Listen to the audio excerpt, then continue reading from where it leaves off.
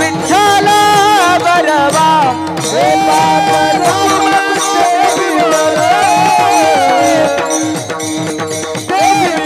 देवीवर तो हा विठ्ठल बरवा तो हा विठ्ठल तो हा माधव बरवा तो हा माधव बरवा तो हा माधव बरवा तो हा विठ्ठल बरवा तो हा विठ्ठल बरवा तो हा माधव बरवा तो हा विठ्ठल बरवा तो हा विठ्ठल बरवा तो हा विठ्ठल बरवा जय जय राम कृष्ण जय जय राम कृष्ण जय जय राम कृष्ण जय जय राम कृष्ण जय जय राम कृष्ण जय जय राम कृष्ण जय जय राम कृष्ण जय जय राम कृष्ण हरि जय जय राम कृष्ण जय जय राम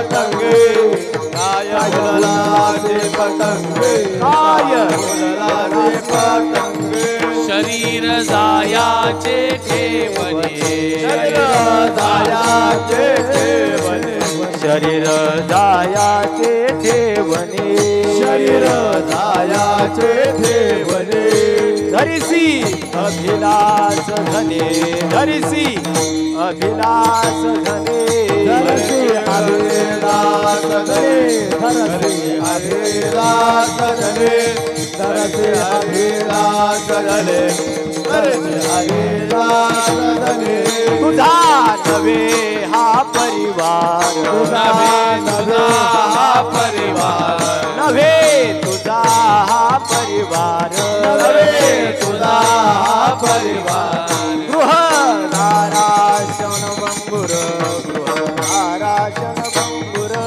द्रव्यदाराक्षण भंगुर द्रव्यदाराक्षण भंगुर द्रव्यदाराक्षण भंगुर द्रव्य भंगुर शरीर जायाचे ठेवणे शरीर जायाचे ठेवणे शरीर जायाचे ठेवणे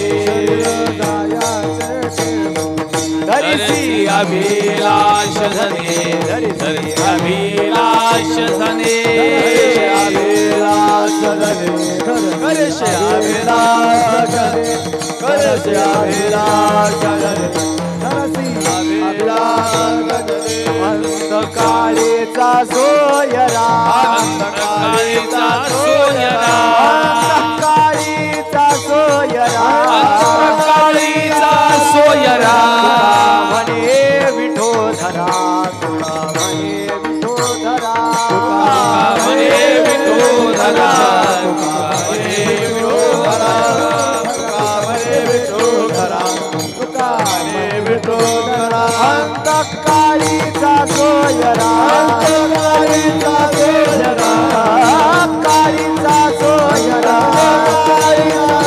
तुका म्हणे विठोधरा तुका म्हणे विठोधरा म्हणे विठोधरा म्हणे विठोधरा म्हणे विठोधरा म्हणे विठोधरा जायाचे ठेवणे जायाचे ठेवणे जायाचे ठेवणे अभिलाष धने धरिसी अभिलाष धने धरिसी अभिलाष धने अभिलाष धने अभिलाष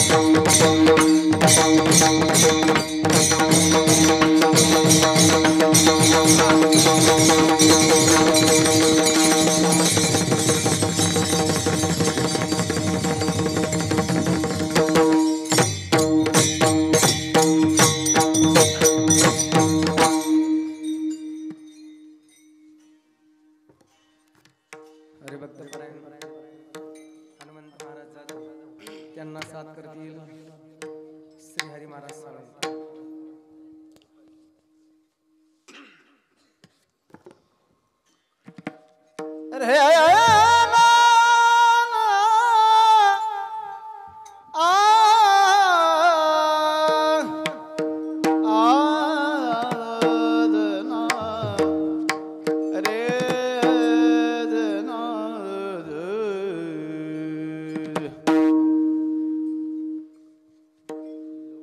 रंग रंग रे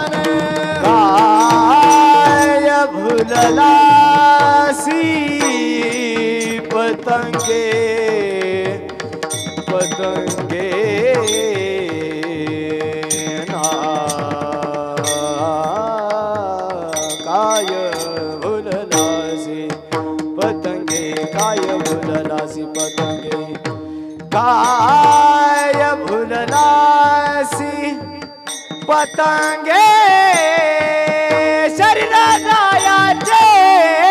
ठेवणे शरीराचे ठेवणे शरीर जायाचे ठेवणे ठेवणे शरीर जायाचे ठेवणे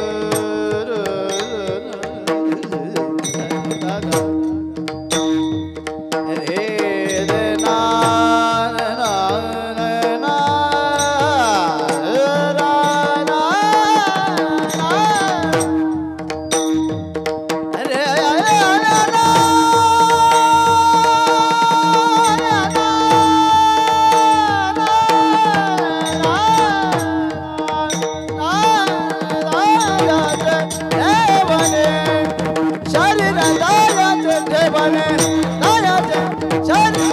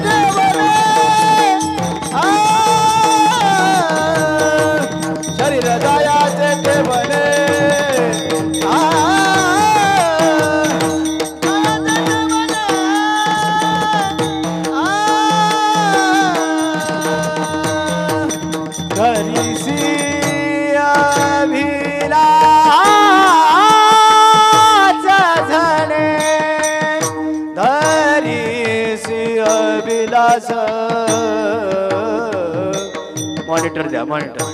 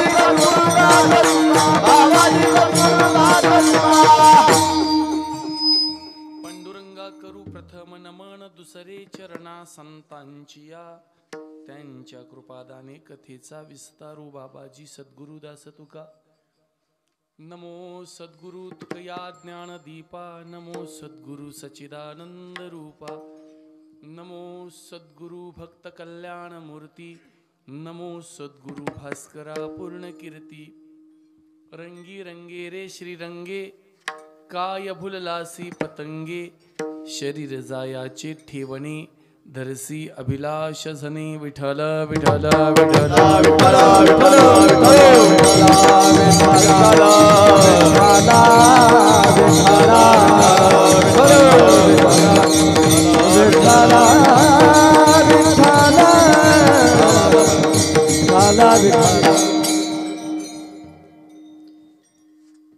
महाशिवरात्रीचा पर्वकाळ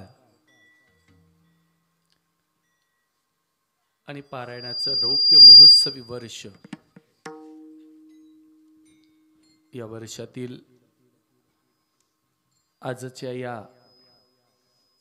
4थ्या दिवसाच्या कीर्तनरूपी सेवेकरता निवडलेला अभंग महाराष्ट्राचे क्रांतिकारी संत जगद्गुरु जगद्वंदनीय श्रीमंत तुकाराम महाराजांचा 4 चरणाचा अत्यंत महत्वाचा उपदेशपर प्रकरणातील अभंग असून विषयासक्त जीवाला, नाशिवंत शरीराचा, क्षणभंगूर संपत्तीचा आणि ज्यांना आपण आपलं समजतो त्या परिवाराचा अभिलाष न धरता श्रीरंगाच्या रंगात रंगून जाण्याचा उपदेश तुकोबारा या अभंगातून करतात. विठ्ठल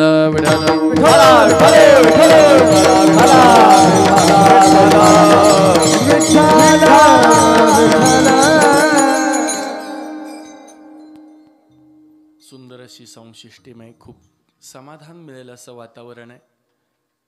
पाठीमागे बसणारे लोक जरा बोलू नका, हा पाय पसरले तर चालतील.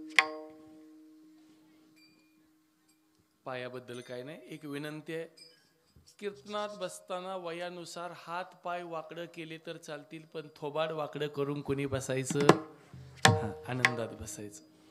माता भगिनी बसताना असं बसायचं जणू काय 1500 रुपयाचा हप्ता कालच जमा झालाय. काय कोणाला घ्यायचं नाही, द्यायचं नाही, फक्त चेहऱ्यावर आपल्या एकुलत्या एक पोराला बघायला आल्यानंतर, पाहुणे पाहायला आल्यानंतर आपण जसं घरात तोंड करतो तसं एक तोंड करायला काय अडचण आहे का? बसा, छान, बोलायचं नाही, काय अडचण आहे का? घ्या. माईकची उंची बघून महाराजाच्या तारखी घेत चला आता. खूप सुंदर असं. आणि इथं आमचे वारकरी मुलं इतकं छान नाचतात ना, या सगळ्यांच्या करता एकदा मनापासून टाळ्या वाजवा. खूप छान, अप्रतिम, दृष्ट लागावी असं देखणं नाचणं आहे. आणि या कीर्तनाच्या रंगात ही नाचतंय. काल आपण छत्रपती शिवाजी राजांच्या जयंतीच्या निमित्तानं कीर्तन ऐकलं असेल. छत्रपती शिवाजी राजांचं चरित्र पण काल ऐकलं असेल. ऐकलं ना? थोडासा इतिहास ऐकला ना काल? हा, इतिहास म्हणजे घटनांची यादी नसते, संपूर्ण संस्कृतीची जडणघडण म्हणजे इतिहास आहे. आपल्या पूर्वजांनी भूतकाळामध्ये कोणत्या चुका केल्या आणि भविष्य काळामध्ये कोणत्या चुका आपण टाळायला हव्यात, याचा इशारा देण्याचं काम इतिहास करत असतो. वर्तमान काळातल्या अनेक गुंत्यांचे धागे इतिहासात सापडतात आणि वर्तमान काळातल्या अनेक धाग्यांचे गुंतेही इतिहासात सापडतात. माणसानं स्वतःचा इतिहास कधी विसरायचा नसतो. भविष्य पाहणारी माणसं सुद्धा इतिहासाचा पाठ पडत असतात. भविष्य पाहणारी माणसं सुद्धा इतिहासाचा पाठ पडत असतात. इतिहास विसरणारी माणसं भविष्यात चाचपडत असतात. भविष्यात चाचपडायचं नसेल तर आपला गौरवशाली इतिहास आपल्याला माहित असायला हवाय. विठ्ठल विठ्ठल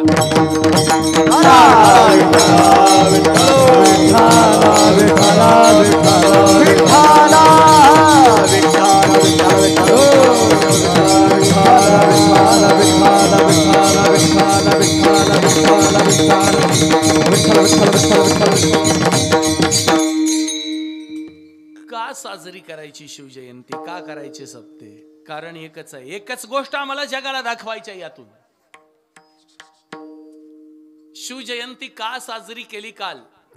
कारण एकच, विचारांचा सूर्य उगवलाय, विवेकाची अजून सांज नाही झाली. विचारांचा सूर्य उगवलाय, विवेकाची अजून सांज नाही झाली. तुम्हा आम्हाला जगाला दाखवायचं आहे, छत्रपतींना जन्म देणारी महाराष्ट्र भूमी अजून वांज नाही झाली, अजून वांज नाही झाली.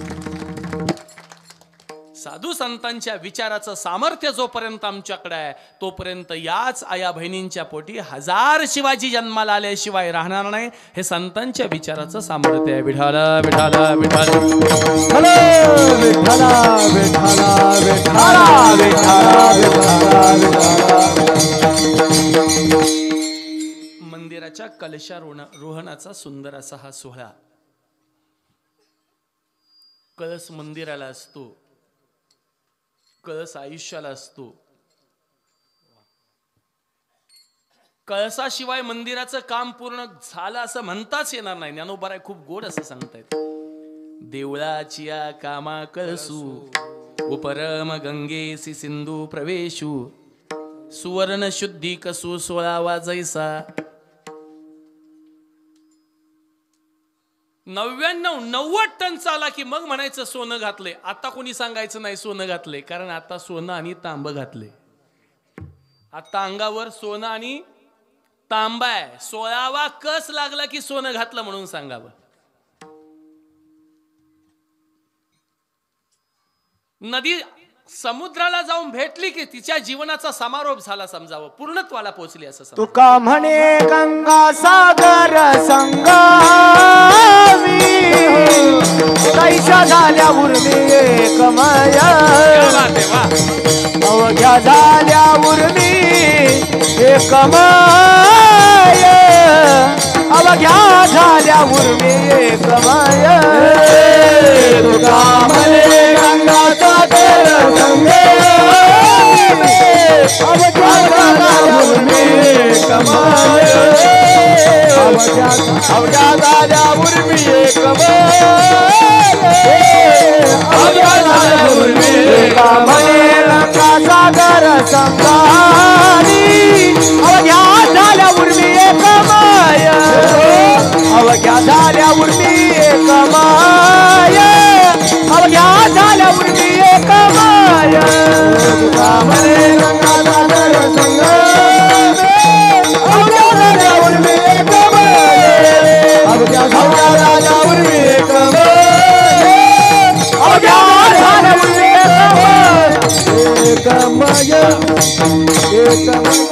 तुका म्हणे गंगा सागर संगमी अवघ्या झाल्या उर्मी एकमय. खूप छान उदाहरण दिलं. नदी जेव्हा सागराला पोचते तेव्हा तिचं नाव बदलतं, रूप बदलतं आणि गती बदलते. गती राहतच नाही, नावही राहत नाही आणि रूपही राहत नाही. संकुचित असणारी नदी व्यापक अशा स्वरूपाला प्राप्त होत असते. उर्मी संपून जाते. त्याला गंगेची परिपूर्णता समुद्राला जाऊन भेटण्यात आहे. मंदिराची परिपूर्णता कळसाच्या कामात आहे. तसं मानवी जीवनाची परिपूर्णता कशात असेल तर मानवी जीवनाचा कळस निर्माण होण्यामध्ये परिपूर्णता आहे. तुकोबारायांच्या जीवनाचा कळस झाला. मग जीवनाचा कळस होणं म्हणजे काय तर आपली इंद्रिय वृत्ती, आपली इंद्रिय विषयात रममान न होता परमेश्वरात रममान होणं, याला जीवन कळसाला पोचणं असं म्हणतात. होईल येणे कळसा आले. होईल येणे कळसा. होईल येणे कळसा आले. होईल येणे कळसा आले. स्थिरावले अंतरी. स्थिरावले अंतरे. स्थिरावले अंतरे. स्थिरावले अंतरे. स्थिरावले. होईल येणे कळसा आले. स्थिरावले अंतरे. हरि बोल. स्थिरावले अंतरे. स्थिरावले. होईल येणे कळसा आले.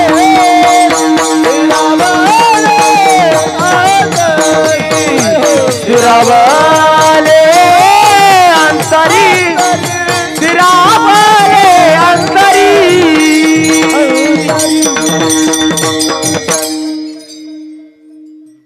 आपल्या इंद्रियांचे स्वभाव विषयाकडे न धाव घेता स्थिर होणं, याचं नाव जीवन कळसाला पोहोचणं असा कलशारोहणाचा खूप गोड असा समारंभ आहे. आणि या समारंभाच्या निमित्तानं सेवेकरता निवडलेला अभंग तुकोबरायांचा आहे. पतंग नावाच्या कीटकाची उपमा देऊन भुललेल्या जीवाला, भ्रमिष्ट जीवाला, विषयासक्त जीवाला तुकोबराय उपदेश करतायत. पहिला प्रश्न असा पडतो, जीव भुलणं म्हणजे नेमकं काय? एखादा जीव एखाद्या गोष्टीसाठी का भुलतो? भुलणं हा शब्द तुम्ही ऐकलाय का नाही? बोलत चला बरं समोर बसलेले. भुलणं हा शब्द तुम्ही ऐकलाय ना? हा, आपण सहज व्यवहारामध्ये एखाद्याला म्हणतो काय भुललायस का? हे भुलणं म्हणजे नेमकं काय? सोपं करून सांगतो. 2 प्रकारचं असतं. पाठीमागे बसलेले मंडळी, तरुण पोरं, 1 तास प्रामाणिकपणे कीर्तनासाठी द्यायचा. नसेल तर आपल्या घरी जाऊन छान झोपलेलं पण चांगलं. कारण या शरीराला विनाकारण त्रास देण्यात काय अर्थ नाही. दिलं तर प्रामाणिकपणे लक्ष द्या. हे बघा, मी तुम्हाला लक्ष मागतो. ते 1 लक्ष मागणाऱ्यातला मी कीर्तनकार नाही. किमान लक्ष द्या. 1 लक्ष नको, पण किमान तरी अवधान एकले दिजे मग सर्व सुखासी पात्र. क्या बात आहे. अशी मुलं पाहिजे जी ज्ञानेश्वरीच्या ओव्या सांगतील. चित्रपटातली गाणी म्हणणारे आम्हाला नको आहेत कीर्तनकार. माझी आई माईचा सागर आणि आमची आई काय पाण्याची घागर आहे होय? तुझी आई माईचा सागर. आम्हाला ज्ञानोबरायाच्या ओव्या सांगणारी, हरिपाठातले प्रमाण सांगणारी, गीतेतले श्लोक सांगणारे विद्यार्थी हवे आहेत. म्हणून सर्वने पापे जाती आणि धर्मधरी उन्नती, स्वर्गराज संपत्ती लाहेची शेकी. श्रवण सामान्य नसतं, असामान्य असतं. जीवनातली खरी समृद्धी देऊन जाणार असतं. म्हणून जरा लक्ष देऊन ऐका. भुलणं 2 प्रकारचं आहे. प्रकार नंबर 1, एखादी गोष्ट जशीच्या तशी न दिसता विपरीत दिसणं म्हणजे भुलणं. आणि एखाद्या गोष्टीच्या आती माग धावणं म्हणजे भुलणं. विठ्ठल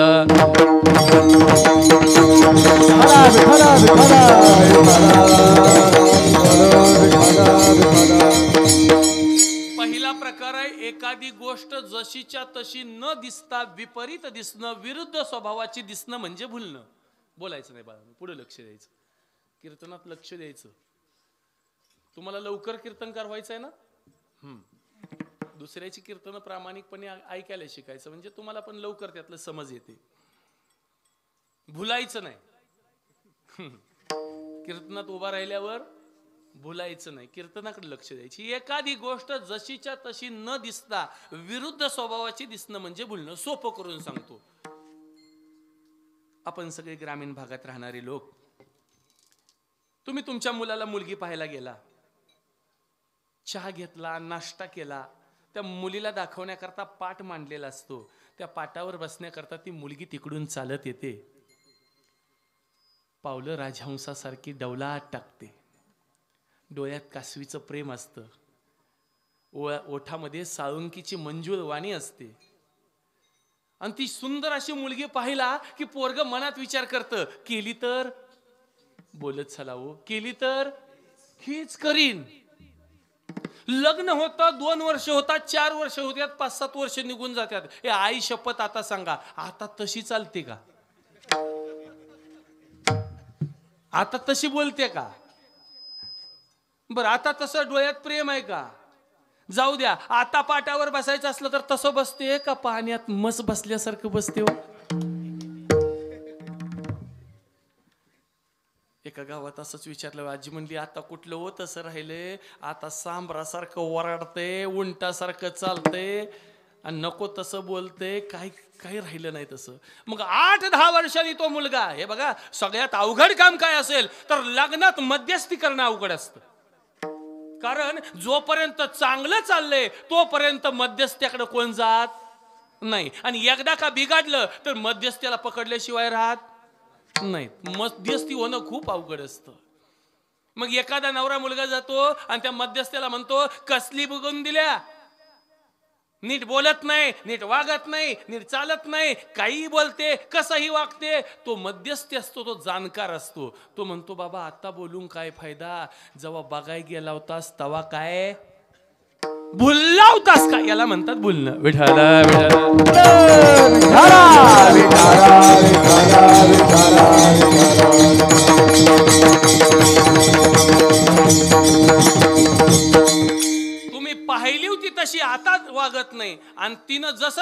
होतं तसं आता राहत नाही. किती गोड बोललो होतो ती लग्न झाल्या झाल्या. आठवा, लग्न झाल्या झाल्या कसं दिवस होतो. अहो 2 घास खाऊन घ्या की. एवढं गोड बोलत होती, तेवढ्यावरच पोट भरत होतं, जेवायची गरजच नव्हती. अहो 2 घास खाऊन घ्या की. 4 वर्षांनी 2 घास खाऊन घ्या की. बायको तीच आहे बरं का. फक्त फरक आहे का, लग्न झाल्या झाल्या अहो 2 घास खाऊन घ्या की. 4 वर्षांनी 2 घास खाऊन घ्या की. 15 वर्षांनी कुठे बामला थिंटायचा गिळायचं कळत ना. बायको तीच. जसं जसं दिवस जातील तसं तसं संसारातलं प्रेम कमी होतं का वाढतं. कोण म्हणतोय रे वाढतंय. कुठल्या गावचे.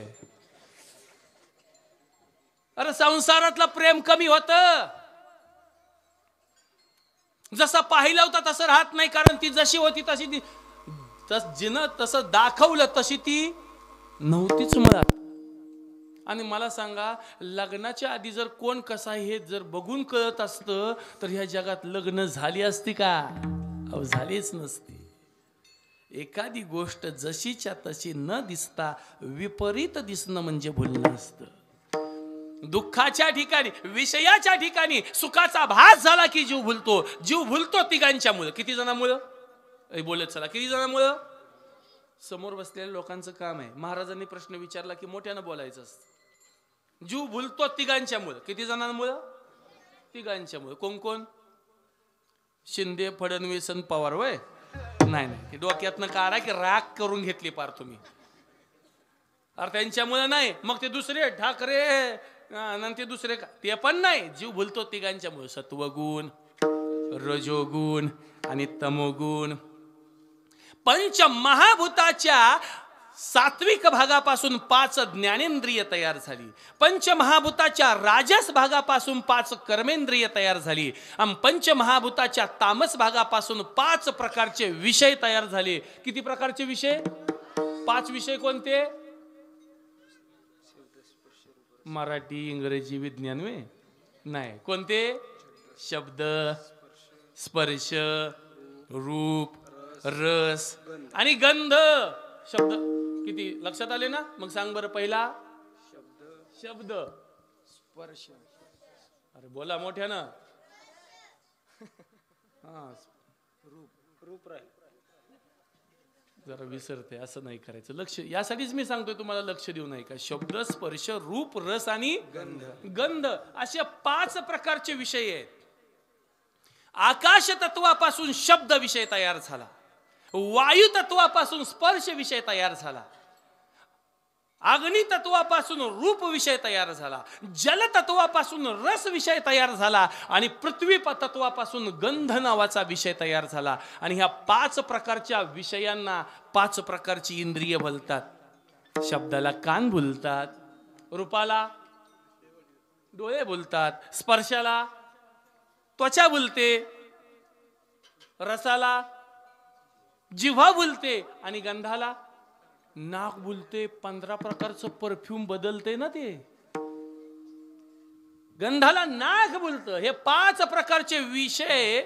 आणि त्या 5 प्रकारच्या विषयाच्या माग हे इंद्रिय धावत असतात. विषय ओढी भुलले जीव, विषय ओढी भुलले जीव, आता याची कोण करील जीव, आता याची कोण करील जीव, माझे नारायणी भाव, म्हणजे नारायणी भाव. पाहुणी धाव नर देहा, पाहुणी धाव नर देहा, पाहुणी धाव नर देहा, पाहुणी धाव नर.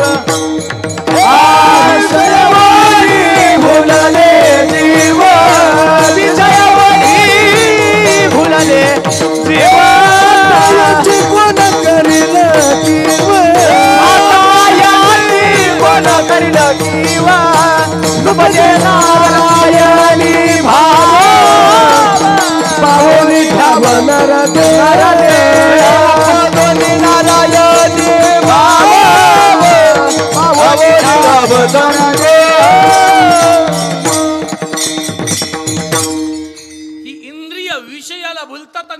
पाठीमागं धावत असतात बघा. काही स्वभाव विषयांचे असतात आणि काही स्वभाव इंद्रियांचे असतात. इंद्रियांचा स्वभाव आहे विषयाच्या मागे धावणं. छान असा काहीतरी बनवल्याचा वास आला की तिकडे काय धावतं? नाग धावतं. एखादा चवदार पदार्थ पूर्वी खाल्लेला असेल आणि त्याची आठवण झाली तर तिकडं कोण धावतं? जीभ धावते आपली तिकडं. विषय ओढी भुलले जीव. विषयांचा स्वभाव असतो, विषयांचा स्वभाव आहे. हे विषय तरी कैसे रोहिणीचे जळ जैसे स्वप्नीचा आभासे भद्र जाती.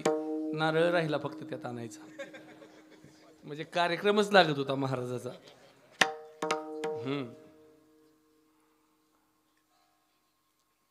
आता काय करायचं सांगतो तुम्हाला. एक तासभर कीर्तनाचा आस्वाद घ्यायचा. काय होतंय माहिती आहे का, साखरेच्या बैलगाडीला बैल जुंपलेल्या बैलासारखं निव्वळ रावायचं नाही. म्हणजे साखरेच्या गोण्या बैलाची पाठी आणि तयाशी शेवटी करबाडे. करबाडे म्हणजे कडबा. मग आता हे सप्ताह करणं म्हणजे साखरेचं पोत पाठीव घेण्यासारखं आहे. मग पाठीव घेतलेलं बरं का मुठभर खाल्लेली बरी? हो, मुठभर खाल्लेली. त्यामुळे कीर्तनाकडे थोडा वेळ, जरा कीर्तनाच्या वेळेला थोडंसं लक्ष द्यायचं. काय हार नाही घातला तर महाराजाचं काही लगेच हटत नाही. एक तासभर लक्ष द्यायचं. हे असं होतंय व्यक्ती. कुठेपर्यंत आलं होतं आपलं कीर्तन? त्या कच्च्या रस्त्यानं आत आले ना. हा, विषयाचा स्वभाव कसा असतो? विषयाचा स्वभाव, हा, विषयाचा स्वभाव असतो इंद्रियांच्या माध्यमातून जीवाला दुःख द्यायचं. एक लक्षात ठेवा, विषय कधीही माणसाला सुख देऊ शकत नाहीत. प्राप्त झाले तरी दुःख आहे आणि अप्राप्त असले तरी दुःख आहे. हे बघा, एखाद्याला 100 रुपये हवे असतील, मिळाले तरी दुःख आहे आणि नाही मिळाले तरी दुःख आहे. तुम्ही म्हणाल मिळाले तर दुःख कसं? कारण माणसाचा स्वभाव आहे, जेवढं पाहिजे तेवढं मिळालं तर पुन्हा त्याचं तेवढ्यात भागत त्याला आणखीन हवं असतं. किती जरी दिलं तरी माणसाचं पोट भरत नाही. एकदा एकाला विचारलं, बाबा तू रस्त्यानं जात असताना पैशाचा मोठा ढीग तुला सापडला, काय करशील? आता पैशाचा ढीग सापडल्यावर पुन्हा काय करायचं असतं का? काहीच करायची गरज नाही. त्यानं म्हणावं ना, गाडी घेईन, बंगला बांधीन, लग्न करीन. ते म्हणते त्यातलं काय नाही करणार. पैशाचा ढीग सापडला, रात्रीचा दिवस करीन, हाडाची काढ करीन, रक्ताचं पाणी करीन, आणि असा ढीग आणखीन कुठं आहे का बघायला जाईन. ह्याला डबऱ्यात पुरला पाहिजे का नाही? जे मिळाले त्याच्यात समाधान माणसाचा स्वभावच आहे. विषयाच्या प्राप्तीत ही दुःख असतं आणि विषयाच्या अप्राप्तीत ही दुःख असतं. उदाहरण सांगतो तुम्हाला. हे बघा, 3 गोष्टी असतात आणि त्या 3 गोष्टीतली एक गोष्ट तर निघून जातेच. त्यामुळे विषय कधीही सुख देऊ शकत नाहीत. 3 गोष्टी कुठल्या? भोग, भोगता आणि त्यांचा संयोग. या 3 गोष्टीतली एक गोष्ट जाते. कधी कधी श्रीखंड असतं पण खायची इच्छा नसते. कधी कधी खायची इच्छा असते पण श्रीखंड नसतं. आणि कधी कधी श्रीखंडही आहे आणि खायची इच्छाही आहे, तरी दोघांचा संयोग होऊ शकत नाही. कारण डॉक्टरने सांगितलंय खाल्लंच तर उलादशील. त्यामुळं दोन्ही गोष्टी असून सुद्धा खाऊ शकत नाही. आणि या 3 गोष्टीतली एक गोष्ट जातेच. सोपं करून सांगतो बरं का. एक दिवशी अकबर राजा बिरबलला घेऊन निघाला होता आणि बागेतनं जाताना सहज एक कुत्र बसलेलं दिसलं. आणि कुत्र्याचं तोंड कधी बसल्यानंतर बंद नसतं. ते स्वतःची जीभ अशी बाहेर लांब काढलेली असते, ते नंतर हलवत बसलेलं असतं. बिरबल म्हणतो अकबर राजाला, महाराज बघितलं का कुत्र? हो बघितलं ना. अकबर राजा म्हणतो, अरे जी एवढी जीभ लांब कशी काय? हो महाराज, याची जीभ लांब आहे. राजानं प्रश्न विचारला, याची एवढी जीभ लांब आहे, मग तर हे बोलत का नाही? असलं प्रश्न अकबर राजाशिवाय कोणाला विचारायला जमत नाहीत. आणि असल्या प्रश्नाची उत्तरं बिरबल सोडून दुसरं कोणाला द्यायला जमत नाहीत. तो म्हटला, महाराज तुम्हाला कोणी सांगितलं कुत्र बोलत नाही म्हणून? बोलतंय पण थोडं खर्चिक आहे, त्याच्या नादाला आपण लागाय नको, परवडणार नाही तुम्हाला. कोणाला? राजाला. अकबर राजा म्हणाला, तुझं डोकं फिरलंय का? या देशाचा राजा आहे मी, मला परवडणार नाही तर कोणाला परवडणार? किती खर्च आहे? ₹1,00,000 महिन्याला. किती दिवस करावा लागेल? 20 वर्ष करावा लागेल. आणि विलाज करण्याकरता मला 20 वर्ष सुट्टी द्यावी लागेल. अकबर राजानं सांगितलं महिन्याला लाख देतो, 20 वर्ष तुला पैसे देतो, पण 20 वर्षानंतर कुत्र बोललं नाही तर जिवंत सोडणार नाही. बिरबलनं सांगितलं हो महाराज मान्य आहे. कुत्र घेतलं, त्या महिन्याचे लाख रुपये घेतले आणि घरी गेला. अख्ख्या राज्यात बातमी पसरली. एक मित्र धावत आला, म्हटला बिरबल तुझं डोकं फिरलंय का? किती जरी झालं तर हे कुत्र बोलणार आहे का? बिरबल म्हणला जीव गेला तरी बोलणार नाही. अरे मग राजा जीव मारेल ना तुला? तो म्हणला मारू शकत नाही, त्याचं गणित आहे. काय गणित आहे? म्हणला हे कुत्र बोलतंय का नाही बघायला राजा 20 वर्ष जगत. अरे पण तो राजा आहे, त्यानं उपचार करून स्वतःवर तो जगलाच तर तो जगून काय उपयोग नाही. राजा जगला तरी 20 वर्ष मी जगत नाही. अरे पण त्यानं तुला पण जगवलं तर? म्हणलं आम्ही दोघं जगून उपयोग नाही, 20 वर्ष कुत्र नक्की जगत. एकतर राजा मरल, नसेल तर प्रधान मरल, नाही दोघं गेले तर कुत्र नक्की मरतं. तसं एकतर भोग संपतो, नसेल तर भोगता संपतो, आणि नाही झालं तर दोघांच्यातला संयोग नक्की संपतो. म्हणून विषय माणसाला कधीही सुख देऊ शकत नाही.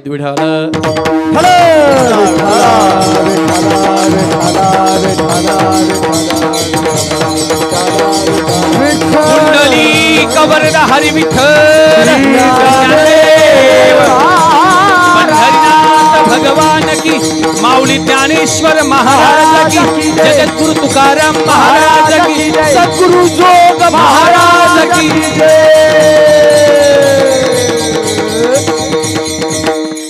इंद्रियांचा स्वभाव आहे विषयाच्या मागे धावणं. या इंद्रियांच्या मध्ये विषयाची आसक्ती भरलेली असते. ज्ञानोबा खूप गोड असं सांगतायत.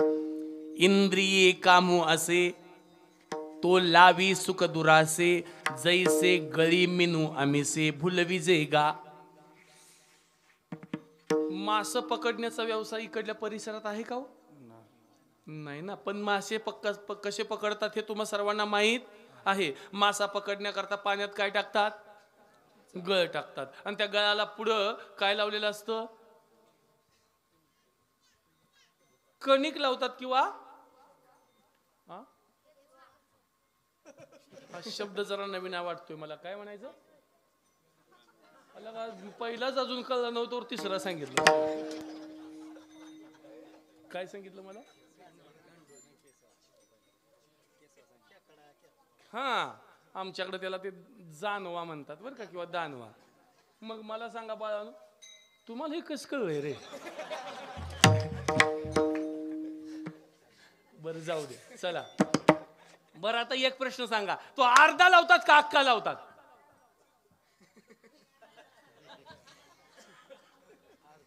हा कोणतर म्हणलं अक्का. अक्का अजून बाहेर आला नाही. हा अक्का नाही, अर्धाच. तर लक्षात ठेवा, अर्धा जानवा लावतात. आता मला प्रश्नाचं उत्तर द्या. माशाला जानवा दिसतो का त्याच्या आतला गळ दिसतो? दानवा दिसतो किंवा ते बाहेर लागलेलं आम्हीच दिसतं, त्याच्या आतला गळ. आमचं तसंच आहे. आम्हाला वडापाव दिसतो का त्याच्यातलं जळकं त्याला दिसतं? वडापाव दिसतो, त्याच्यातलं जळकं तेल दिसत नाही, कोलेस्टेरॉल दिसत नाही, नको ते वापरलेले केमिकल्स आम्हाला दिसत नाहीत. लक्षात ठेवा, विषयाच्या ठिकाणी असणारा मृत्यू पाहण्याकरता नजर साधूची असावी लागते.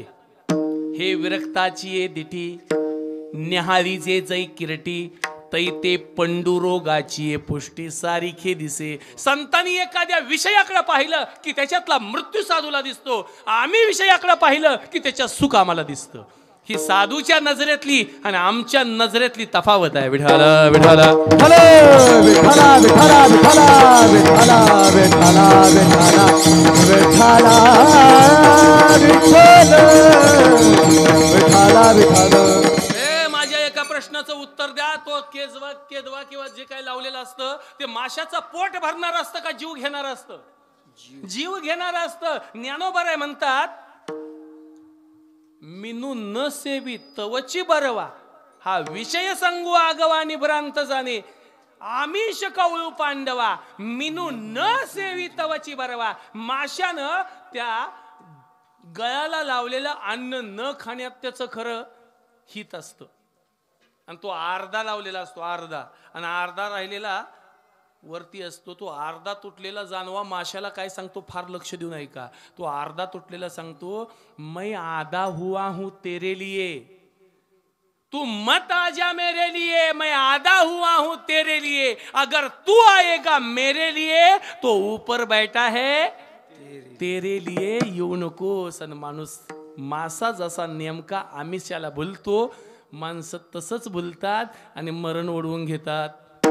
अविसाची आशा गळगिळी मासा, अविसाची आशा गळगिळी मासा, अविसाची आशा गळगिळी मासा, अविसाची आशा गळगिळी मासा. उपदोनिया घसा मरण पावे, उपदोनिया घटा मरण पावे, उपदोनिया घटा मरण. अविसाची आशा गळगिळी मासा, उपदोनिया घटा मरण पावे, उपदोनिया घसा. आवाज आशा गळगिळी मासा, उपदोनिया घसा मरण पावे, मरण पावे, मरण पावे. अविसाची आशा गळगिळी मासा आणि फुटोनिया घसा मरण पावे. माशाला आपलं अन्न दिसतं, पण त्याच्या आत दडलेला मृत्यू दिसत नाही. जीवाला तसंच आहे. जीवाला सुख दिसतं, विषयात असलेलं सुखाचा भास होतो, पण त्याच्यात दडलेला मृत्यू किंवा त्याच्यात दडलेलं दुःख आम्हाला दिसत नाही. विषयाचे समसुख बेगडाची बाबुली, आबराची साबुली जाईल या आबराची साबुली. विषयाचे समसुख बेगडाची बाहुली, आबराची साबुली जाईल या आबराची साबुली. विषयाचे समतुक बेगडाची बाहुली, अपराची साबुली, अपराची साबुली जाईल. विषयाचे समतुक बेगडाची बाहुली, अपराची साबुली, अपराची साबुली जाईल.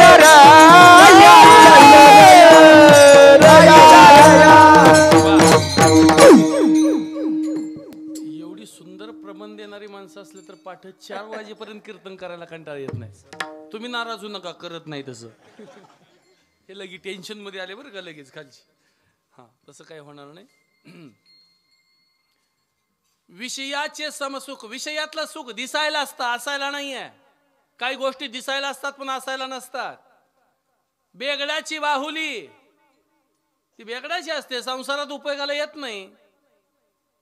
काही फळं असतात बघा, वरनं फळासारखी दिसतात पण ती चवीला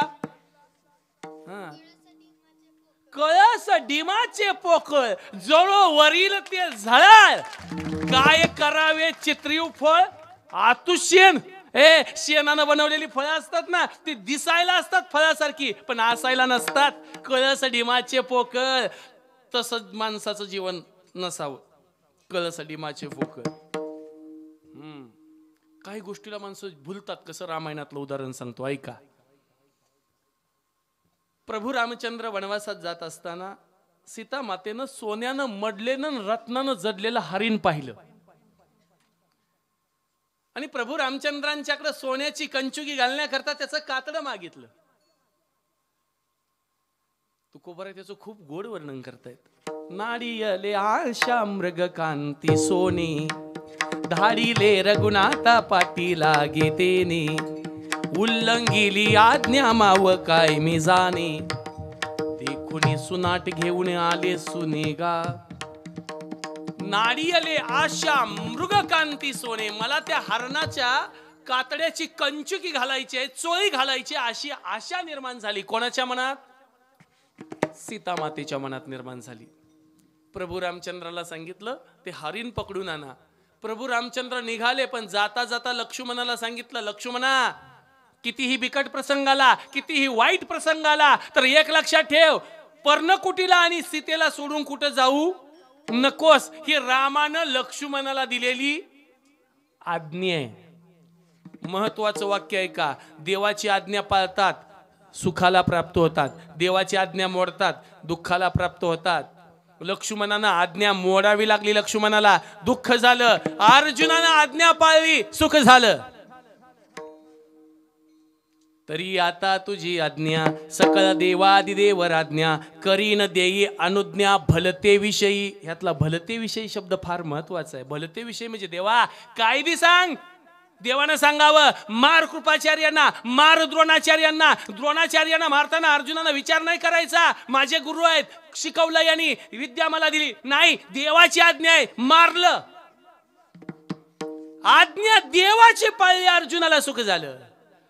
कर्ण आपला बांधव आहे, ज्येष्ठ पांडव आहे, हे माहीत असताना अर्जुनानं बाण ओढला आणि कर्णाला मारला. रथातनं खाली उतरलेला होता, निशस्त्र होता, त्याला बाण मारणं धर्माच्या विरुद्ध होतं, तरीही मारला, कारण आज्ञा देवाची होती. ज्याने ज्याने देवाची आज्ञा पाळल्या ती माणसं जीवनात खऱ्या सुखाला प्राप्त झाली. ज्याने देवाची आज्ञा मोडली ती माणसं जीवनामध्ये दुःखाला प्राप्त होतात. प्रभू रामचंद्र त्या हरणाच्या पाठीमागे धावतायत. जाता जाता एक बाण त्यांचा हरणाला लागला आणि ते मायावी रूपात, मूळ रूपात आलं, राक्षस रूपात आलं. मारीची नावाचा तो राक्षस होता. तो रामाच्या आवाजात मोठ्यानं ओरडायला लागला, सीते धाव, लक्ष्मणा धाव, मला वाचव. आवाज रामाचा होता, काढणारा राक्षस होता. आवाज ऐकला दोघांनी. कोणी कोणी? सीतामाता आणि लक्ष्मणानं. सीतामाता म्हणते लक्ष्मणाला, भाऊजी माझे पती, माझे प्रभू संकटात सापडलेत, पटकन तुम्ही निघून जा. लक्ष्मणजी सांगतायत, वहिनी माझ्या देवाचा आवाज नाहीये, हा माझ्या प्रभूचा हा आवाजच नाहीये, हा माझ्या रामाचा आवाज नाहीये. आता फरक बायगा, बायकोला आपल्या नवऱ्याचा आवाज ओळखला नव्हता, पण भक्ताला आपल्या देवाचा आवाज ओळखता आला होता. सीतामाता सांगते, तुम्ही आता जर नाही गेला इथून तर मी पर्णकुटी सोडून जाईन. नाईलाजानं लक्ष्मणाला जावं लागलं. पुढे काय झालं तुम्हाला माहित आहे. त्या सीतामातेला लंकेमध्ये नेल्यानंतर सोनंच सोनं दिसत होतं. पाहिजे होतं थोडं सोनं, पण आता होतं सोनंच सोनं. तरीही दुःख होतं. का? कारण एक आहे, वाक्य नीट ऐका बरं. थोड्या सोन्याची अभिलाषा असताना सुद्धा लंकेत गेल्यावर सीतामातेला भरपूर सोनं दिसलं, तरीही सीतामाता खुश झाली नाही. याचं कारण असं आहे, खऱ्या पतिव्रतेला पती सोडून मिळालेला आनंद कधीही मान्य नसतो. ज्ञानोबारायची ओवी आहे, गावा गेलिया वल्लभू पतिव्रतेचा विरह क्षोभू, भलते सनी हानी लाभू नमनी काही. खरी पतिव्रता सुख जरी आलं तर नवरा नसताना तिची भोगायची इच्छा नसते, आणि नवरा असताना दुःख जरी आलं तरी ती खचून जात नाही. तिचं नाव पतिव्रता आहे. सीता माता म्हणते, मला हे सोनं नको आहे. त्रिजटा नावाच्या राक्षसनीला ती विचारते, त्रिजटे माझं काय चुकलं म्हणून माझ्या वाट्याला हे दिवस आले. सांग ओ त्रिजटे सकये आई श्रीमात, देईल काने दिने भेटी रघुनाथ, मन उताविळ दुराविला पंथ, प्राण राहू न सके माझा कुडियात हो. सांग त्रिजटे माझं काय चुकलं. तेव्हा लक्षात ठेवा, सीतेच्या 3 गोष्टी चुकल्या. विषयात असलेलं दुःख दिसलं नाही, पहिली चूक. हरणाच्या आत असलेला राक्षस दिसला नाही, दुसरी चूक. आणि साधूच्या आत दडलेला रावण दिसला नाही, हे तिसरी चूक. विठाल विठाल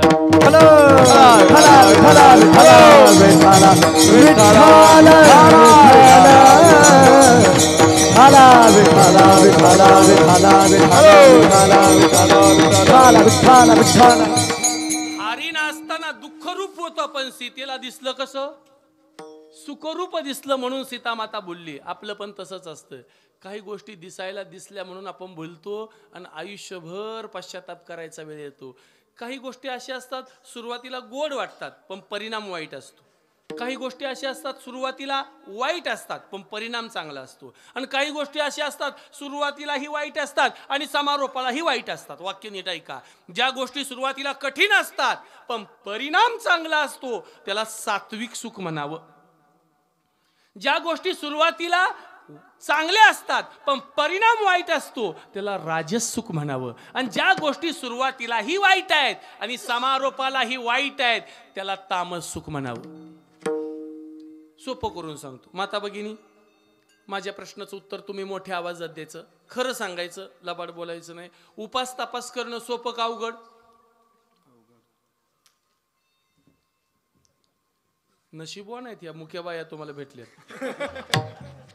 कारण हे बघा, पूर्वीच्या काळात म्हणायचे लोक की बेडकाला दगड मारू नये, का? बायको मुकी भेटते. आता वाटते बेडकं मारली असती बरं झालं असतं.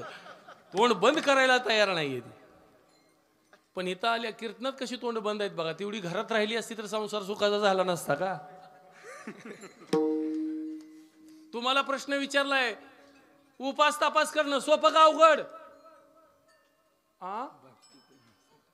काय काय म्हटलं? अवघड वय.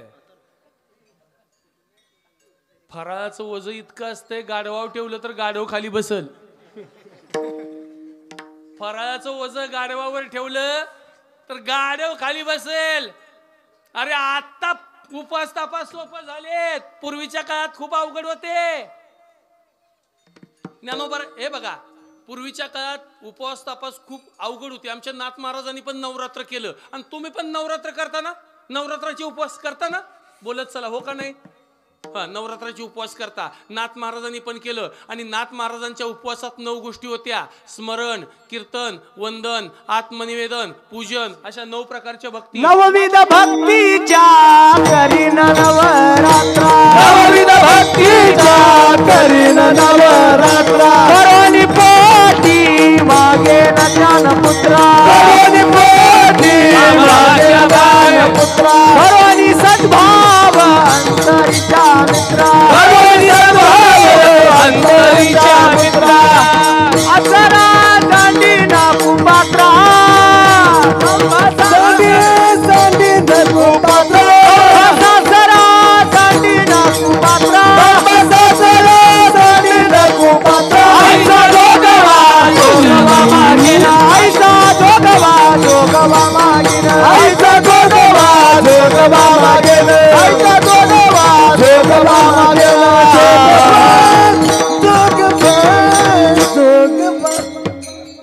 नवविध भक्तीच्या करीन नवरात्रा. एकनाथ जे काय असेल ते. आणि तुमच्या पण नवरात्रात 9च गोष्टी असतात: साबुदाणा, वरवी, लह्या, दही, खजूर, वेपर्स, काय राहिलं? राजगिरा, रताळ, आणि एवढं खाऊन बी 5 वाजताच त्यांचं सुरू असते. उपासना अंगात जीव नसल्यासारखं झाले. आता काय खाल्ल्यावर जीव होईल? अरे ज्ञानोबरायांनी व्रताला अतिशय कठीण असा शब्द वापरलाय: विवेक श्रवणे खरपुसे. कथा कीर्तन ऐकणं सोपं का अवघड? एका वाक्यात सांगतो तुम्हाला. विवेक श्रवणे खरपुसे. कीर्तन ऐकणं सोपं का अवघड?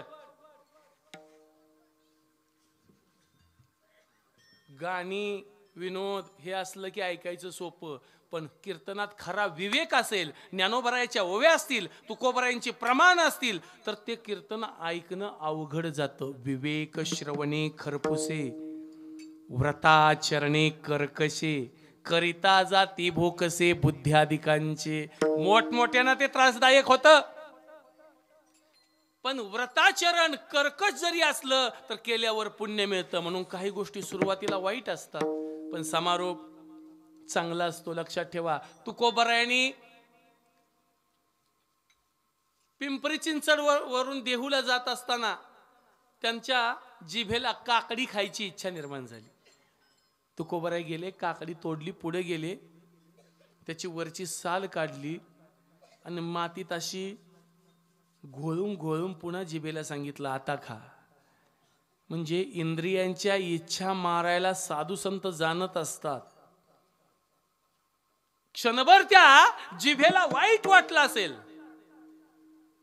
पण त्याचा परिणाम काय? क्षणभरिया मी सोशिले वाईट, साधिले अवीट निज सुख. खऱ्या निजसुखाला हे संत महात्मे प्राप्त झाले.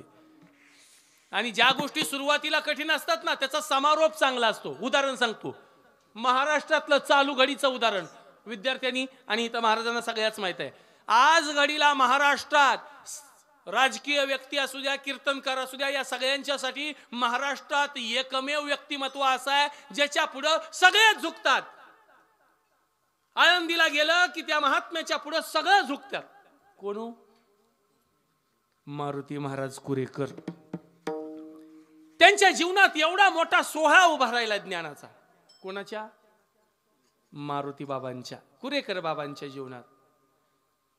मग समारोप एवढा चांगला आहे, मग एवढा अमृताचा सोहळा त्यांच्या वाटणीला का आला? कारण एकच आहे, वैराग्याचं विष पचवलं म्हणून अमृताचा सोहळा वाट्याला आला.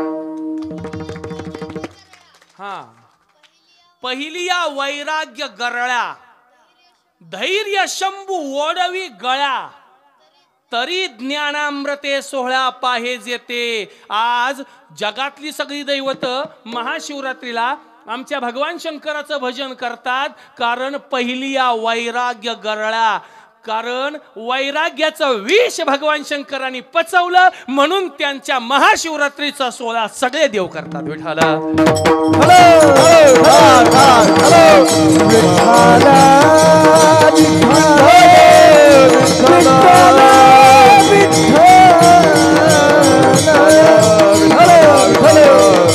याच्यापेक्षा सोपं करून सांगतो, याच्या पण पेक्षा सोपं आहे का? जेव्हा समुद्र मंथन झालं, पहिल्यांदा कोणतं रत्न बाहेर आलं माहित आहे तुम्हाला? हे बघा, मला माहित आहे तुम्हाला थोडीशी विनोदाची अपेक्षा असेल. तुमचा ज्या वेळेला मला वाटेल आता हे ऐकण्यासारखे झाले, तेव्हा मी विनोद करणार कीर्तनात. पण मला जोपर्यंत वाटत नाही तोपर्यंत नाही, तेव्हा तुम्हाला ऐकावं लागेल आधी, आणि ते ऐकलं तरच मी सांगणार आहे, नाहीतर सांगणार नाही. समुद्र मंथनातून पहिल्यांदा कोणतं रत्न बाहेर आलो? हला हलना. क्या बात आहे. असे मला श्रोते पाहिजे, यांच्याकरता एकदा मनापासून टाळ्या वाजवा. कुठल्या संस्थेचे विद्यार्थी आहेत माहित नाही, पण प्रश्न विचारला की इकडून आवाज येतोय. मनापासून लेकरांनो, अंतकरणापासून तुमचा आनंद वाटतो बरं. हलाहल नावाचं विष बाहेर आलं. प्रश्न पडला कोणी घ्यायचं? दानव म्हणे तुम्ही घ्या देवानो, देव म्हणे तुम्ही घ्या. शेवटी असं ठरलं, दानव म्हणाले या एका गोष्टीच्या बदल्यात आणखीन एक चांगली गोष्ट तुम्हाला देतो, पण हे तुम्हीच घ्या. पहिल्यांदा बाहेर निघालेलं विष देवानी स्वीकारलं, म्हणून शेवटी निघालेलं अमृत देवाच्याच वाट्याला आलं. ज्यांची विष पचवायची तयारी असते अमृत त्यांना मिळतं, आणि ज्यांची दुःख पचवायची तयारी असते सुख त्यांना भेटतं. विठाला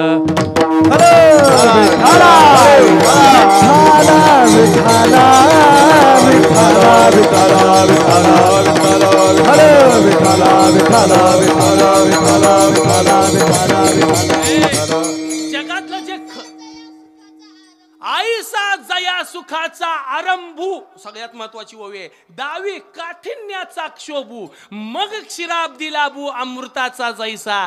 ज्या सुखाची सुरुवात वाईट असते त्याचा समारोप चांगला असतो. लेकरांनो, सुरुवात वर्षभर चांगल्या अभ्यासाची करा, समारोप चांगल्या निकालानं लागल्याशिवाय राहणार नाही. सुरुवात ज्या सुखाची कठीण असते ना, समारोप त्याचा चांगला असतो. ज्या सुखाच्या मुळाशी वैराग्य असतात ते खरं सुख आहे. ज्या सुखाच्या मुळाशी भोग असतो ते खरं दुःख आहे बरं. ज्या सुखाच्या मुळाशी काय पाहिजे? आईसे स्वानुभव विश्रामे, वैराग्य मूळ जे परिणामे, ते सात्विक येणे नामे बोली जे सुख. ज्या सुखाच्या मुळाशी वैराग्य आहे ना, त्याला खरं सुख म्हणावं. आणि ते सुख पण त्याला कोण भुलत नाही. खरे सुखाला कोण भुलून दुसरी पंढरीची वारी करताय म्हणून मी बी पंढरीच्या वारीला जातो म्हणतोय का हो? चांगल्या सुखाला कुणी सुद्धा भुलत नाही. दुसरं सुख आहे, सुरुवातीला चांगलं असतंय पण समारोप वाईट असतो. सोपं करून सांगतो, तुमच्याकडे बाजार कधी असतो?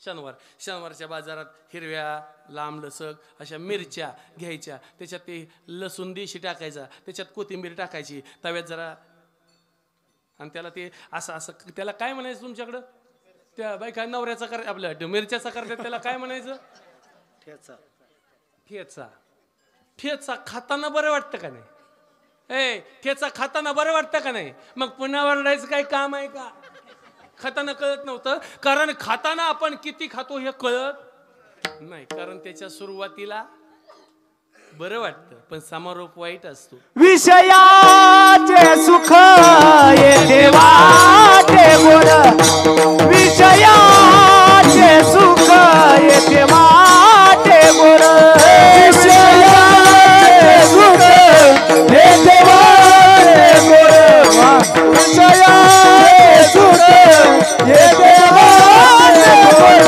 विषयाचे सुख येते वाटे गोड विषयाचे सुख येते वाटे गोड विषयाचे सुख येते वाटे गोड विषयाचे सुख येते वाटे गोड पुढे अवघड यमदंड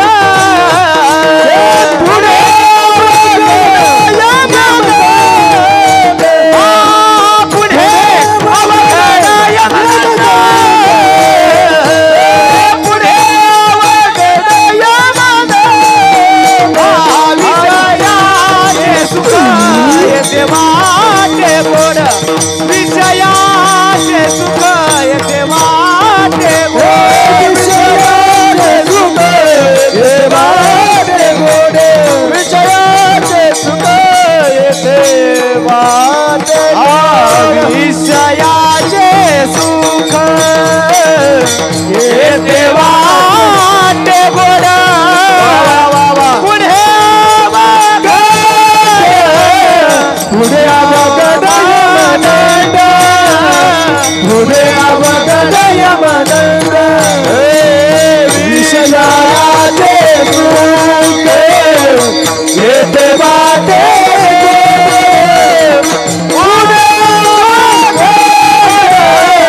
पुढे अवगदय मनंद पुढे अवगदय मनंद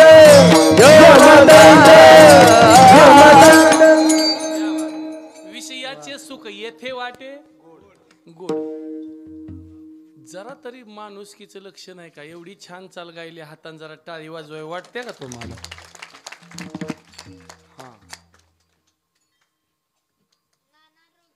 नाना रोगी या जिभेस पाशी केळे गोड सागरेशी आणि बचनागाची जैसी मधुरता पहिली खूप छान होवे बरं का बचनाग नावाची एक वनस्पती आहे तुमच्यापैकी सासूचा कुणाला त्रास होत असेल त्याला मी औषध सांगून जाणार आहे बरं का एक वनस्पती आहे बचनाग नावाची ती जर सुरुवातीला गोड वाटते खाताना कळत नाही पण ती खाल्ली की मरते आणि ती वनस्पती मी आणलेली आहे गाडीतनं जनाजीने हवे हात वर करा सासू कोणाची दमवते का नाही चला बचनागाची जैसी मधुरता पहिली बचनाग नावाची वनस्पती पानं फुलं फळं सगळं गोड असतं सुरुवातीला गोड लागतं पण समारोप लगेच पाहिजे आता बचना नको ना चला विठाल विठाल विठाला विठाला विठाला विठाला विठाला विठाला विठाला विठाला विठाला विठाला विठाला विठाला विठाला विठाला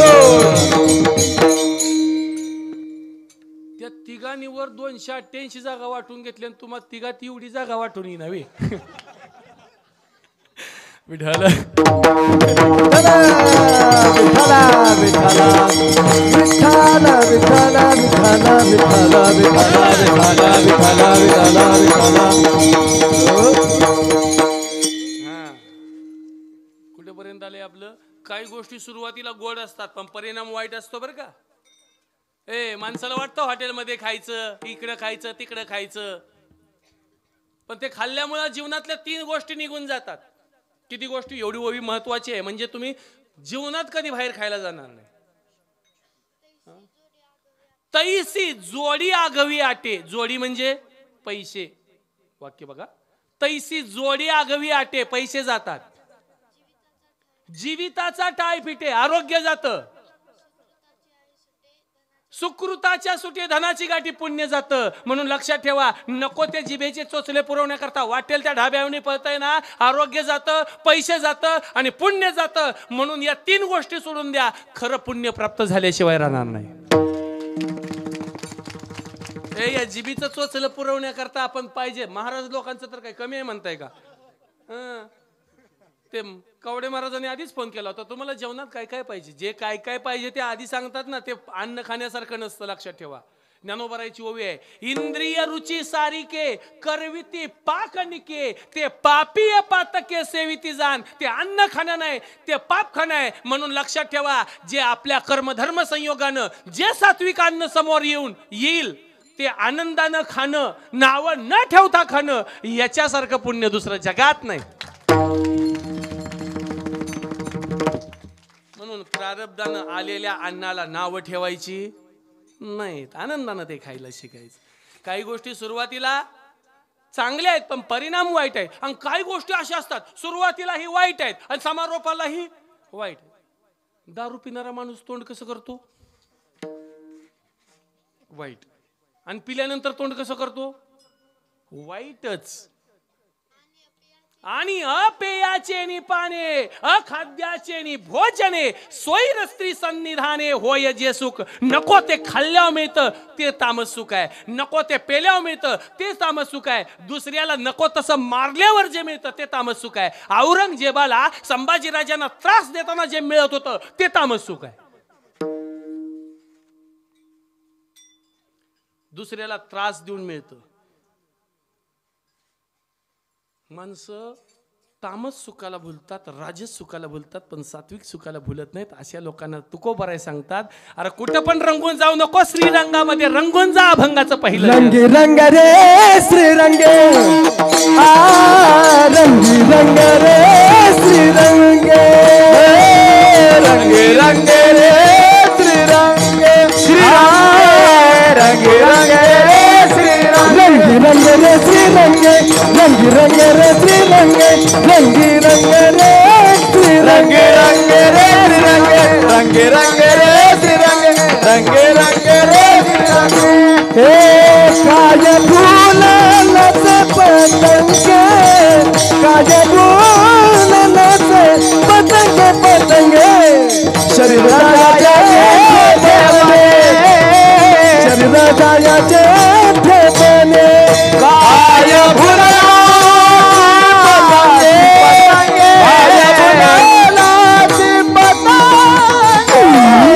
काय फुलाचे पतंगे शरीराचे ठेपणे, शरीराचे हे रंगी रंगे श्रीरंगे, काय फुलाचे पतंगे, फुलाचे पतंगे, काय फुलाचे पतंगे, रंगे रे श्रीरंगे, काय फुलाचे पतंगे, काय फुलाचे पतंगे, काय फुलाचे पतंगे,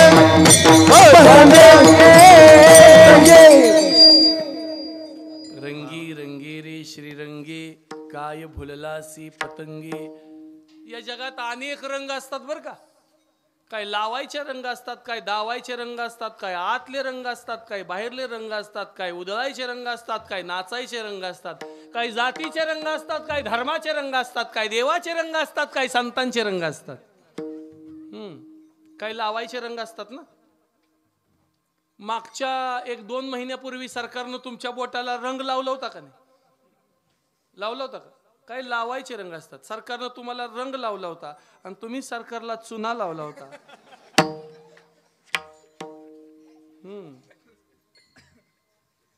काय लावायचे रंग असतात, काय दावायचे रंग असतात बरं का. विंचवाच्या जातीला किती पण प्रेमानं कुरवाळला तरी विंचू त्याचा रंग दावल्याशिवाय राहत नाही. नकळे विंचाशी कुरवाळीले अंग, आपुला तो रंग दावीतसे. काय बाहेरचे रंग असतात, काय आतले रंग असतात. बाहेरचे रंग कीर्तन करताना काळ्या पट्ट्याचं घड्याळ हातात घालायचं, बाहेरचा रंग आहे. हनुमंत महाराजांना समजलं. कारण ही काळ्या पट्ट्याचं घड्याळ, मी नुसत्या ओव्या पाठ करतो, तू कोण बिदागी मानधन सुद्धा देत नव्हती, पण ही काळ्या पट्ट्याचं घड्याळ वापरतोय तेव्हापासून जरा द्यायला लागली. कीर्तनासाठी या आवश्यक गोष्टी होऊन बसल्यात. किती मोठं दुर्भाग्य आहे, किती मोठं दुर्भाग्य आहे. ते भविष्यामध्ये हे नाक गळायला लागतं. हा गळत असे नाक अनेक प्रमाण आहेत त्या. हा मग ज्ञानोबा यांचा ही नाकाची अवस्था, कर्याचा गुडघा ही बाहेरची अवस्था सांगितली, आतली अवस्था सांगतो ऐका. रांधवणी चुली पुढे परे उन्मादती खातवडे तैसी ये नाकाने बिडबिडती. तैसी कैसी रांधवणी चुली पुढे, स्वयंपाक घराच्या बाहेर भांडी धुवून धुवून धुवून जे पाणी जिथं सोडलेलं असतं तिथं कसं झालेलं असतं, किड पडायची अवस्था झालेली असतं. ती अवस्था या नाकाची भविष्यात होणार आहे. तेव्हा याचं किती चोचलं पुरवायचं आणि किती परफ्यूम बदलायचं हे आत्ता ठरवायचं. सोपं करून सांगतो माता भगिनी, जसं जसं वय वाढल तसं भुवया खाली येतात का वर जातात? हा मग कशाला दोऱ्यानं वर ढकलत्या? भुवईची पडळे ओमत ती सिनसाळे उरु कुहिजेल जळे असं वाचनी. अरे भुवया खालीच येत असतात, ह्या भुवया खाली येतात. सौंदर्य टिकत नसतं कधी. उपजता बरे दिसे रूप वाढताची नासे, रूप वाढताची नासे, रूप वाढताचे बरे दिसे रूप नाचे, नाचे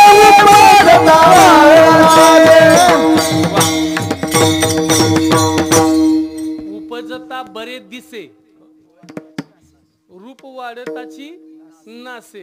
अजून एक म्हणजे ह्या अर्थाचं नाही, गाढवाचे ताने पालटते क्षण क्षणी. गाढव जसं लहान पिलू असते तोपर्यंत देखणं दिसतो, पण जसं जसं मोठं होईल तसं ते ज्यांना कळालं, पण काही गाढवांना नाही कळालं. विठाला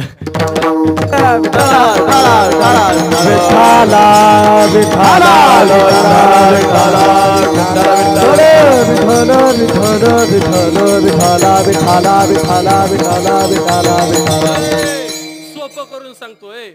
मला सांगा, या केसाची अवस्था अशी होते बरं का आपल्या, हे जसं जसं वय वाढेल तसं त्याचा रंग बदलतो. कसा होतो? पांढरा होतो. देवानं केस का पिकवला माहितीये का?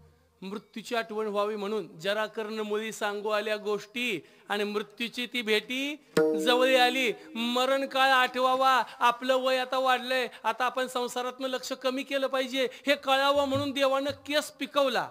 पण तेवढ्यात माणूस सुधरत नाही, उलट त्यालाच काळ करून पुन्हा संसारातच काळ करते. लय अवघड आहे. खतरनाक. कुसळे कोरडी वाऱ्याने जाती बरडी. वाऱ्यानं माळ्यावरची कुसळ जशी हलतात ना, तशी अवस्था या केसाची होती. ज्ञानोबारायांनी सांगितलेली केसाची अवस्था. विठाल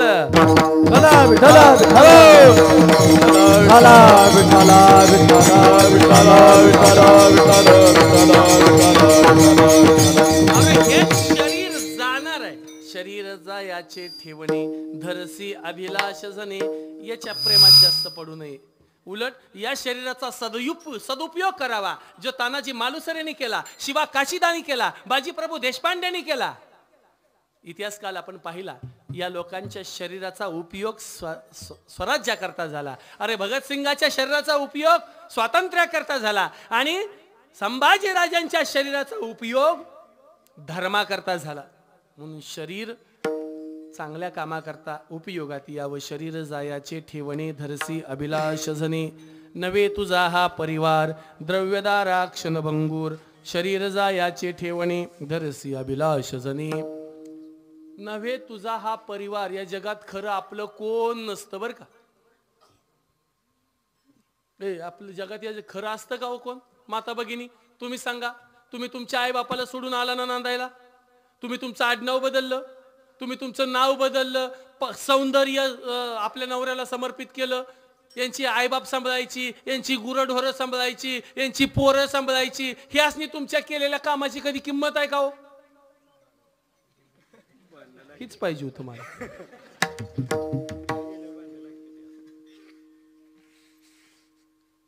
अहो एवढं राब राब राब राबतासा, मर मर मारतासा, कधीतरी तुम्ही एवढं केलं, एवढे वर्ष झाले लग्न झाल्यापासून, हाताचा हळकून सुटल्यापासून तुमचा हात कामात गुंतल्यात. मला सांगा, तुम्ही केलेल्या कामाचं, कष्टाचं कधी ह्यानी म्हटलंय का होत बाईनं माझ्या काय केलं एवढं काम?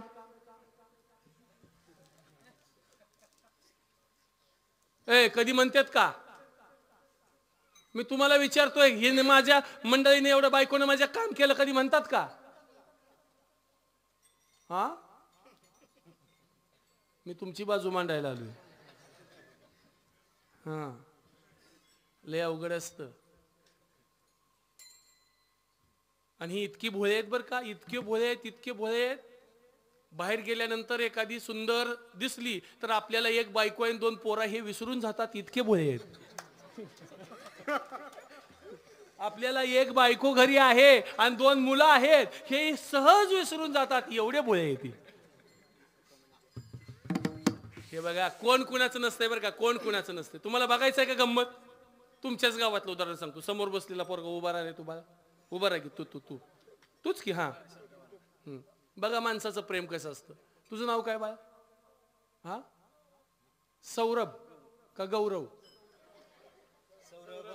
सौरभ. छान. कितवीला आहेस सौरभ? मला सांग, शाळेला घालवायचं असू दे, अंघोळ घालायची असू दे, आजारी आलं तर डोकं थापटायचं असू दे, औषध गोळी द्यायचं असू दे, सहलीला जायला पैसे द्यायचं असू दे, लाड करायचं असू दे, हे घरात काम कोण करतं?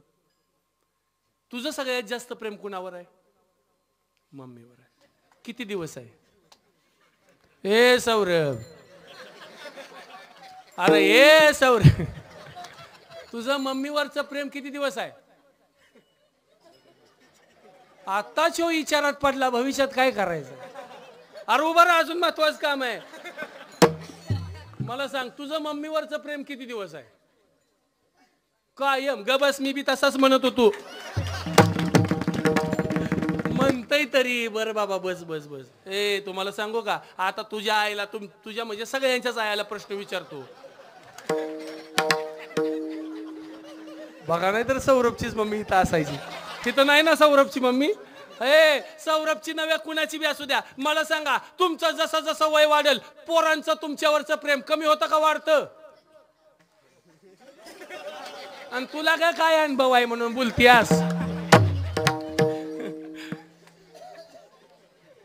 पोरांचं प्रेम आईवरचं वाढतं का कमी होतं? सांगा ना. कमी होतं. कधीपासून कमी होतं?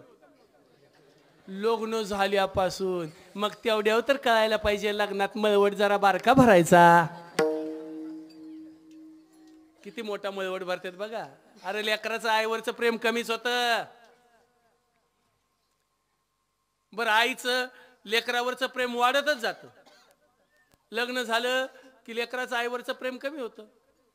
नवरा बायकोचं प्रेम टिकतं म्हणता का? नव्हे, तुझा हा परिवार याचं चिंतन सांगतोय. नवरा बायकोचं प्रेम टिकतं का?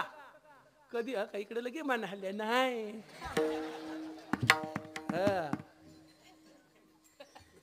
कारण हे बघा, लग्न झाल्या झाल्या त्या कशा माहिती, आमचे यांनी 4 वर्षानं आमचं ह्यानी, आणि 10 वर्षानं आमचा ह्यो. यांनी आणि हे होऊन जातो घरात. पुन्हा जसं जसं वय वाढेल तसं पुरुषाला किंमत राहत नाही. 4-5 वर्षातच घरातली म्हणते, तुम्हाला काय कळत असतं तर तुला आणली असती का? अवघड असत. माणसं म्हणतात नात्या गोत्यातलं प्रेम कधीही टिकत नसतं. लक्षात ठेवा, कुणाचंही नातं असू द्या. शरीर जायाचे ठेवणे नव्हे तुझा हा परिवार, द्रव्यदारा क्षणभंगूर. शरीर जायाचे ठेवणे धरसी अभिलाष झणे. माणसाचं खरं कोण आहे कळतं कधी माहिती आहे का? कळ येईल अंत काळी, प्राण प्रयाणाचे वेळी. राहती निराळी रांडा पोरे सकळ. अरे सगळे बाजूला राहतात. ज्यांच्यासाठी तुम्ही आयुष्यभर कष्ट करता, राब राब राबता, मर मर मरता, ती माणसं नाक मुरडून तुमच्यापासून दूर जातात. म्हणून नव्हे तुझा हा परिवार द्रव्यदारा क्षणभंगूर, शरीर जायाचे ठेवणे धरसी अभिलाष जने. मग तेव्हा नातं गोतं काही कामाचं नाही, पैसे काही कामाचे नाहीत, शरीर कामाचं नाहीत, विश्वास कुणावर ठेवायचा. तुकोबर आहे सांगतायत, या जगात तुला तारणारा एकमेव आहे, त्याला तू आयुष्याचा सोयरा कर. अंतकाळीचा सोयरा, अंतकाळीचा सोयरा, अंतकाळीचा सोयरा, अंतकाळीचा सोयरा, अंतकाळीचा सोयरा, अंतकाळीचा सोयरा, अंतकाळीचा सोयरा, अंतकाळीचा सोयरा. तुका मने भेटो तेरा बोला, तुका मने भेटो तुका मने भेटो धरा,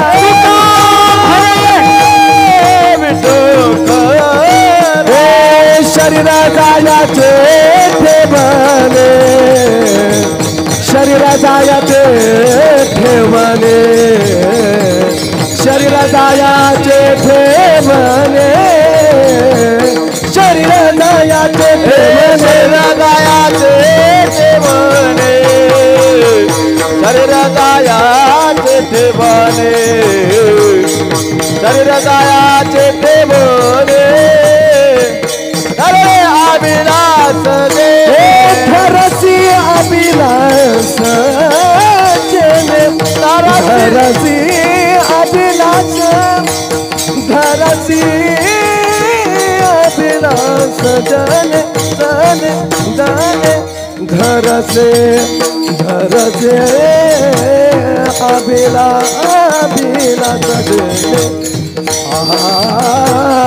अभिलाष अभिलाष दे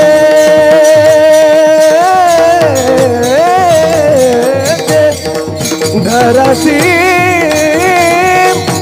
अभिलाष अभिलाष दे.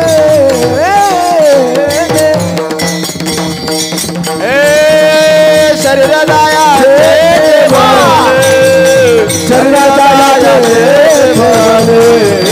शरीराला देवने देवने, शरीराला देवने देवने देवने.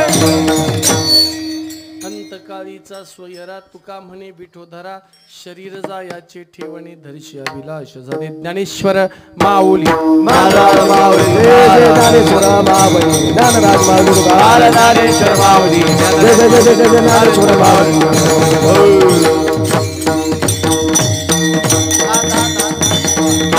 महाशिवरात्रीचा सुंदर असा पर्व काळ आणि आपल्या कलशारोहणाचा सुंदर असा कार्यक्रम, गावापासून एवढ्या दूर असताना एवढा प्रचंड असा समाज उभा इथं राहिलाय आणि खूप छान असा सोहळा इथं होतोय.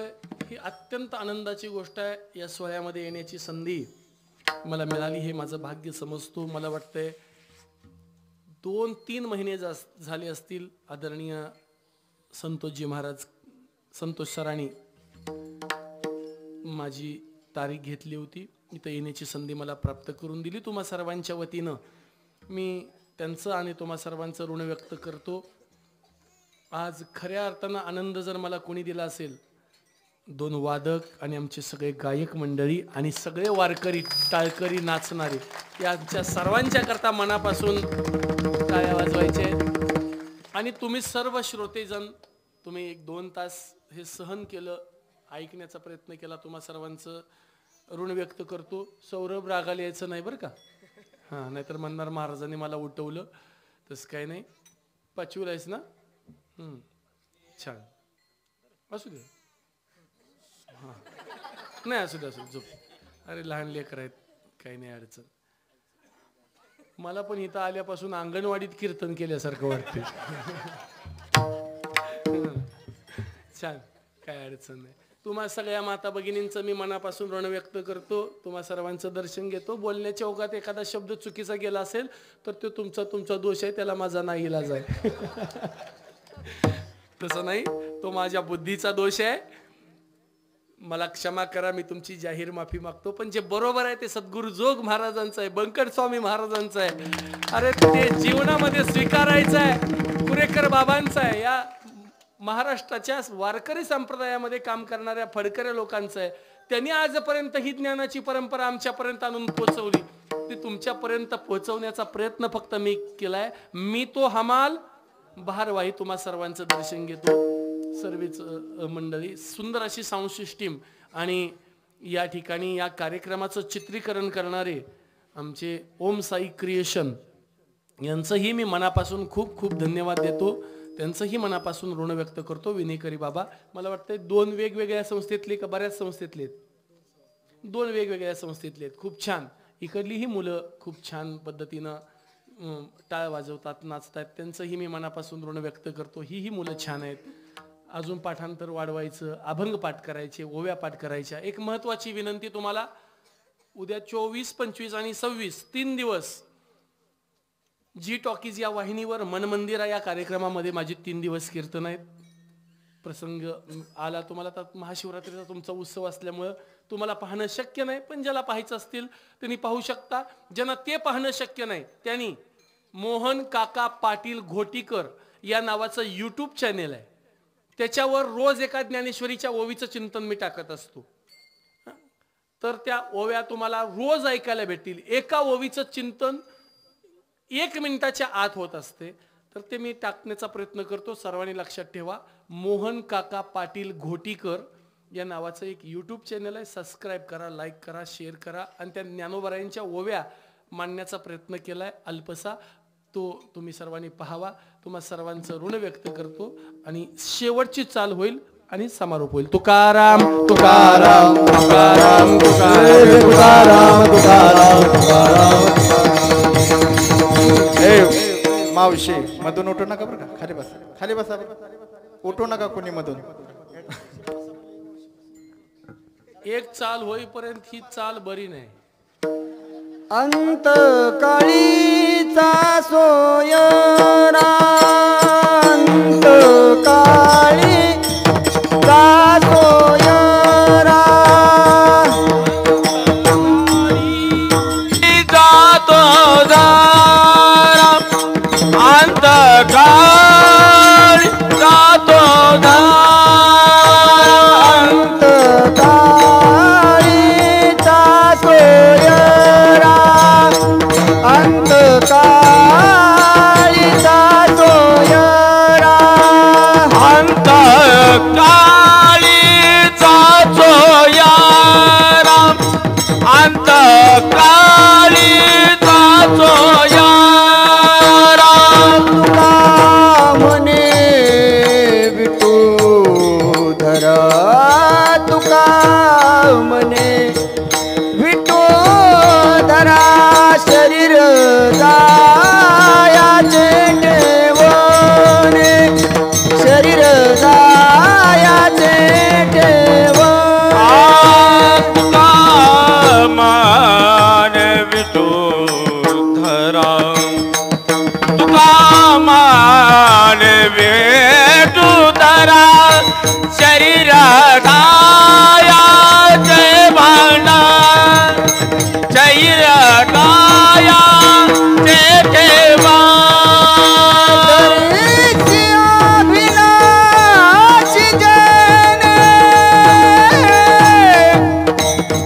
दरिशी अभिलाष जेने,